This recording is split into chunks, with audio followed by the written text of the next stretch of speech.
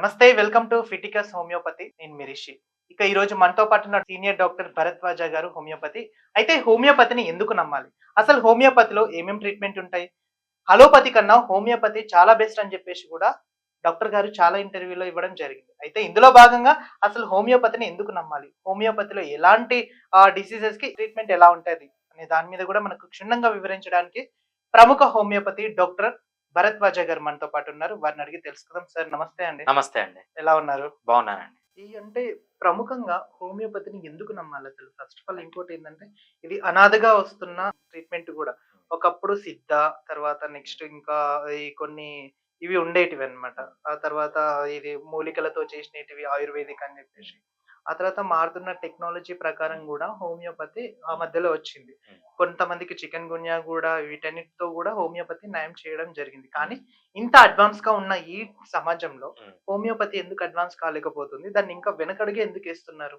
Homeopathy అనేది చాలా advanced అండి. ఎందుకంటే మనకు 2010లో ఒక రీసెర్చ్ జరిగింది. హ్మ్. 2010 వరకు ఈవెన్ నేను గూడా హోమియోపతి అనేది మెడిసినే కాదు. దాంట్లో మెడిసినే లేదు. అది జస్ట్ డమ్మీ సైన్స్ అని నేను గూడా అనుకున్నా. నేనెప్పుడు 2002లో హోమియోపతి జాయిన్ అయినా. 2008లో నేను హోమియోపతి అయిపోయి బయటకొచ్చిన. అయిపోయిన తర్వాత నేను 2008లో హోమియోపతి ప్రాక్టీస్ చేయడం వదిలేసిన. ఎందుకు వదిలేసినానంటే అసలు ఇది హోమియోపతి మెడిసినే కాదు. హ్మ్. ఇది మొత్తం షుగర్ పిల్స్ తప్పితే దాంట్లో మెడిసిన్ కంటెంట్ లేదు అని నేను గూడా అనుకున్నా. 2009, 10 నేను ప్రాక్టీస్ చేయలేదు. ఎందుకంటే ఇది ఒక డమ్మీ సైన్స్ అని చెప్పి నేను పీజీ ఇన్ మెడికల్ రీసెర్చ్ చేసి అటు సైడ్ ఎళ్ళిపోయాను నేను. కాకపోతే 2010లో ఒక ఇంపార్టెంట్ రీసెర్చ్ జరిగింది. అది చేసింది హోమియోపతి డాక్టర్ కాదు. ప్రొఫెసర్ జయేష్ బల్లారే ఆయన పేరు. ఆయన IIT Indian institute of technology ముంబైలో హెడ్ ఆఫ్ కెమిస్ట్రీ డిపార్ట్‌మెంట్. ఆయన హోమియోపతి మెడిసిన్స్ పైన ఒక రీసెర్చ్ చేశారు. ఆయన రీసెర్చ్ సైంటిఫిక్‌గా ప్రూవ్ చేసిందేంటంటే పెద్ద పెద్ద ఎలక్ట్రాన్ మైక్రోస్కోప్స్ యూజ్ చేసి హోమియోపతి మెడిసిన్స్‌లో మందు ఉంది. ఆ మందుకు ఒక యాక్టివిటీ ఉంది అని ఆయన ప్రూవ్ చేశారు. ఆ పేపర్ చూసిన తర్వాత ఆయన 2010లో జరిగిందది. మళ్ళీ 2011, 12, 13 వరుసగా పేపర్స్ రాసారనమాట హోమియోపతి పైన. ఆయన ఫైనల్‌గా చెప్పేదంటే హోమియోపతిలో మెడిసిన్ ఉంది. డమ్మీ మెడిసిన్ కాదు. ఆ మెడిసిన్‌కి ఒక బయోలాజికల్ యాక్టివిటీ ఉందని ప్రూవ్ చేసిన తర్వాత నెక్స్ట్ మనకు ప్రొఫెసర్ రాజేంద్రన్ అని వచ్చారనమాట. ఈయన హోమియోపతి డాక్టర్. ఈయన మల్టిపుల్ పీహెచ్‌డీస్ ఉన్నాయి ఈయనకి. ఈయన ఏం చేశారంటే ఆయన గవర్నమెంట్ జాబ్‌లో ఉంటే గవర్నమెంట్ జాబ్ రిజైన్ చేసేసి ఆయన ఆస్తులన్నీ మొత్తం అమ్మేసి ఆ డబ్బులంతా తీసి హోమియోపతి పైన పెట్టి ఎవరైతే ఈ జయేష్ బల్లారే చేశారో జయేష్ బల్లారే కంటే ఎక్కువ రీసెర్చ్ చేశారు. వీళ్ళంతా కనిపెట్టింది ఏంటంటే హోమియోపతిలో మందు ఉంది. దానికి బయోలాజికల్ యాక్టివిటీ ఉంది అని వాళ్ళు కనిపెట్టారనమాట. వీళ్ళు కనిపెట్టడానికి ముందే హోమియోపతి సేఫ్, చాలా ఎఫెక్టివ్ అని కొన్ని వందల వేల డిసీజ్‌లు, కొన్ని కోట్ల మంది పేషెంట్‌లు, లక్షల మంది డాక్టర్లు ఆల్రెడీ ప్రూవ్ చేశారు. హోమియోపతి అనేది 2010 వరకు లేదని కాదు. రిజల్ట్స్ ఇచ్చింది.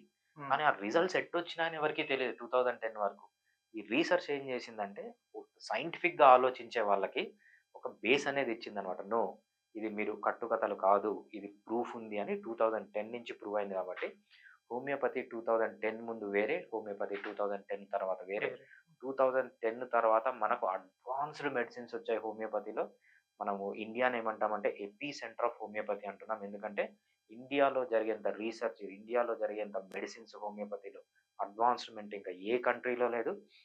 2010 తర్వాత ఎన్ని కొత్త మెడిసిన్స్ వచ్చాయి హోమియోపతిలో అంటే ఆల్మోస్ట్ ఆల్ అన్ని డిసీజెస్ మనము ముందే హ్యాండిల్ చేయొచ్చు. ఇంకా ఎఫెక్టివ్‌గా, ఇంకా సేఫ్‌గా, ఇంకా స్పీడ్‌గా మనం ఒక డిసీజ్‌ని క్యూర్ చేయొచ్చు. ఒక డిసీజ్‌ని రాకుండా ప్రివెంట్ చేయొచ్చు. ప్రివెంట్, క్యూర్ లేని పరిస్థితిలో మనం పేషెంట్‌కి మంచి రిజల్ట్ అనేది ఇవ్వచ్చు. Thank you so much sir. చాలా చక్కటి విషయాలు మాతో షేర్ చేసుకున్నందుకు మీకు మా ఛానల్ తరపు నుంచి ప్రత్యేకంగా ధన్యవాదాలు థాంక్స్ అండి. చూసారు కదా! మీకు కూడా ఇటువంటి ప్రాబ్లమ్స్ ఏదైనా ఉంటే వెంటనే డాక్టర్ భరద్వాజ గారిని సంప్రదించండి. మీకు మంచి ఏ ప్రాబ్లమ్స్ ఉన్నా కూడా డాక్టర్ గారి దగ్గర పర్మనెంట్ సొల్యూషన్ ఉంటది.